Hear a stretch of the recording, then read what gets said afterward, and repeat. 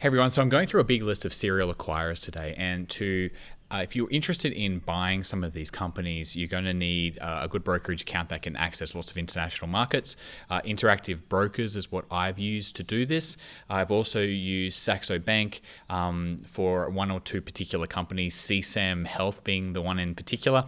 There's a link in the description for those wanting to take Interactive Brokers for a trial.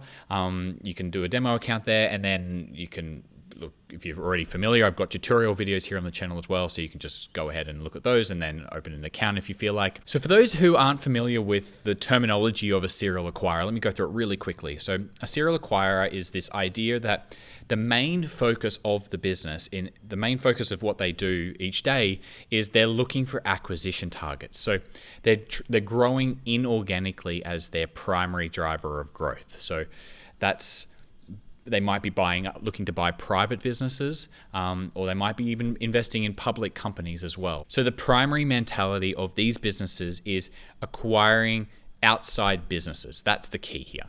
So the other thing about serial acquirers is they also like to be what they call decentralized. And generally what that means is that when they do make these acquisitions, whether it be a private or a public business, they don't want to get involved really too much in that business. They want it to continue running as normal, hopefully helping as needed. Maybe there's some cost measures they can make that would help or something like that. Generally, a good serial acquirer isn't getting too involved. They're just letting the business run as normal because it's already a good quality business. So that's a key part as well. It's not always the case, and I'll explain there are some differences in the approach here, and there's lots of different ways to do this. So there's no set rule or anything like that, but it's that general mindset of decentralization and acquisition as the main source of growth. That's sort of what makes a serial acquirer. Now, the reason I like serial acquirers so much is for these reasons. The diversification is really important. So instead of a business, let's say like Netflix or something like that, Netflix have essentially one thing that they do really well. And that's great. And it's been able to explode across the world. And it was sort of a bit of a one-hit amazing thing that they've got going. But Netflix don't have other businesses that they're really running, are they? So that, I think, has a lot of inherent risk that competitors come in and eat at them and things like that in that particular space. And I don't know what's going to happen in the next 10 years' time with streaming video content. I don't know what that world looks like. So Netflix makes me nervous from that point of view. This is just an example. But whereas someone like Berkshire Hathaway, which will be on this list for sure, Berkshire Hathaway have so many different companies that if there's an issue in one of the industries, or the government comes in and regulates insurance or something like that, well, they've got the railroad businesses, and there are hundreds of other businesses that they have that pick up the slack. So none of the businesses that they own really, if one of them was to break, it's not too big of a deal. It sucks, but it's not critical to the investment thesis. Whereas Netflix, if it breaks, it's over. So that's the big difference here. Is I think the diversification is really important. Now, generally people would say, safer investments aren't going to get you the higher returns, but that is a complete misconception about serial acquirers, because if we look at this chart I'll show here on the screen. So just to prove that serial acquirers have the ability to compound your money at excessively high rates, just like the Netflixes and Amazons of the world, look at this chart here. We're saying Constellation Software, since their IPO in 2006, has beaten all of those other companies that I've just mentioned. So I think, in my eyes, very safe investments because they're diversified across lots of different smaller businesses, but they have the growth potential. And let me explain how that kind of would work. So if you're, say, Constellation Software, which is going to get mentioned a lot in any serial acquirer video from anybody, Constellation Software were able to acquire businesses at, say, 5 times their earnings, and that is essentially a 20% return. And if they can grow those businesses incrementally a little bit as well, that's assuming zero growth, by the way. So if they were to also be able to grow those businesses at single digits, even 4, 5, 6, 7% per annum on those businesses, they're making upwards of 20 to 30% per annum on that investment. And then pile that in with the hundreds of different software businesses they do, and it averages out to these exceptionally great returns. Add that with a bit of multiple expansion going on with Constellation Software, and that's where you get the 37 plus compound annual growth rate in the stock price. Okay, so I'm sure I've missed a few here today on this list. These are the ones that I know of and I know are good quality. Quality metrics I'm looking for are things like really good management is probably the key here, and a really good serial acquirer playbook and experience in doing it, or a good attitude towards the serial acquirer's playbook, essentially. That's sort of what I was looking for. Some businesses I'm not on this list for, I have a specific reason why I don't like that particular business for whatever reason. So, this is not comprehensive by any means, but I have filtered a lot of these, probably 100 or so now I've sort of filtered through, and this is where I've got to. Now, I've really got to give a big shout out to these particular places for giving me a lot of these ideas. So the Serial Acquirers Club on Twitter, highly recommend following that if you're into serial acquirers. You probably already do if you're into this space already. Acquirers.com is a website which has a really great book on there that you can access for free just by registering your email. Great understanding of how the serial acquirer's mentality can deliver these exceptional returns. We've got all the serial acquirers research that the company Red Eye out of Sweden do. You'll find that a lot of serial acquirers are out of the Nordics countries, so Sweden in particular. They seem to really like this approach, and it's doing very well for a lot of these businesses, so that's great. And then anything from Chris Mayer, who's the author of 100 Baggers. You can follow him on Twitter as well. You can look at what he is invested in.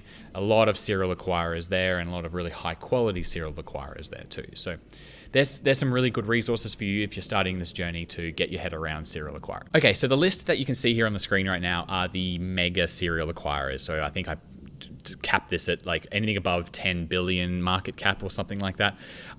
These are the familiar names that we already know. So Berkshire Hathaway, Constellation Software, Teledyne, Markel, Louis Vuitton, Moët Hennessy. There's some other companies here that you've probably heard of somewhere. And if you're in the serial acquirer space, these are the leading examples and the ones that were huge, massive winners for anyone who invested early in these companies. And essentially, I'm not going to spend any time talking about these today. I've already talked about Constellation Software and Berkshire. But what we're looking for is the companies that can do something similar to this. And the great thing is that the playbook's there. The pathway has already been done by some of these amazing businesses, that it's a lot easier now for the smaller businesses to follow this path. So let's get down into what I would consider more interesting options. So the mid-size serial acquirers. Here is my list here on the screen. So we've got Embracer, which I've just recently done a video on, Lifco, Enduratrade, Vitek, AdTech, AdLife, Lagercrantz, Instalco. I'm just talking about, those are all out of Sweden. And when I was talking earlier about why Sweden, for some reason, loves serial acquirers, I actually don't have a great answer for that question, except it works. And like, this should work in Australia and Canada and America and England. And there are some examples here like Halma, Diploma, they're out of the UK. Great businesses. Diploma is something I'm really looking at. And then there's a couple out of America, Nelnet and IAC. IAC are a little bit different because they're not I've put this on the list because they're definitely focused on acquiring businesses, but they actually spin off a lot of their companies like matchgroup.com and things like that. So they're not the perfect serial acquirer, but I kind of got them on the list as well. Nelnet is something that I've been looking at a lot recently, and this is a fantastically well-run business following a very, I would say, the Berkshire Hathaway kind of model, and doing a very good job of it in my eyes. So anyway, the list here is on the screen if you want to dig a little bit further into these. These are the mid-sized serial acquirers. I'm not going to go through every one of these. But yeah, definitely some places there, some ideas there for you to research into really good quality businesses. Lifco in particular. Actually, a lot of these in particular. Lifco, Lagercrantz, Diploma, Halma, Nelnet. They are of absolute highest quality. Like, they are epically good businesses and well run and well managed and long runways to grow even further into the future. Most of these are very expensive, and everyone's very aware of these companies. So price is something that is going to be the issue here with serial acquirers. This is not unknown information, what I'm telling you today. But let's get into the small size serial acquirers now. I think this is the interesting place to be. So Judgement Scientific out of the UK is, I think, of one of the best serial acquirers out there. They're still small size. Unfortunately, the valuation's pretty extreme, but anyway, it's still a very good company. Then we've got companies that I actually own, a lot of these companies. So Technion, Kelly Partners Group. I've got Judgement on this list, SDI Group, CSAM Health, TIKR. They're companies that I've already invested in myself. Some interesting companies here. So Idan Industria, I've actually met with them in Sweden as well, doing a really good job over there, buying really high quality companies, still at very small, at a small stage in their life cycle. One Water Marine is a bit of a roll-up of marine boating yards in America. That one's a bit more on the extreme side. They're issuing a lot of stock. Be careful with that one. I don't really know how boating sales go in when times get tough, so I think that's why the stock price is insanely cheap in that one, but yeah, I need to do a bit more work on that one. Boston Omaha, similar to Nelnet in a way, I guess, and maybe they're trying to sort of go after the Berkshire Hathaway model where they're getting these good cash flow generative businesses and using the cash flow to make more acquisitions based out of, I'm pretty sure it's based in Boston. So, or maybe it's in Omaha, Boston, Omaha. Borrow out of Norway, a very young serial acquirer just getting going. Georgia Capital out of the Republic of Georgia, which I'm very familiar with, being a Georgian resident. So then Bergman Beving is actually a very interesting company, as they're just starting to get the acquisition engine going again after spinning off lots of different companies. They spun off AdTech and AdLife, which have they're in the MidSize serial acquirer group now. There's a handful of others. I'm not thinking of them very clearly at the moment. Maybe Momentum. Maybe Momentum's out of Constellation Software. I don't really remember. A lot of these spin off other serial acquirers, and Bergman Beving was sort of in Sweden, did it in the 1970s and 80s, and really led the way with this. And it looks like they're getting going again. SDI Group out of the UK, great little business. I think they're sort of going down the same path as Judges Scientific, but at a far better valuation. And yeah, I've got videos on the other companies that I've already invested in, so you can go and check those out. There's a really big list in that acquirers.com serial acquirers book that you can get access to online. There's a huge list there. It's got 200 or 300 companies on that list of other serial acquirers throughout the world. So please dig there. It's a great hunting ground.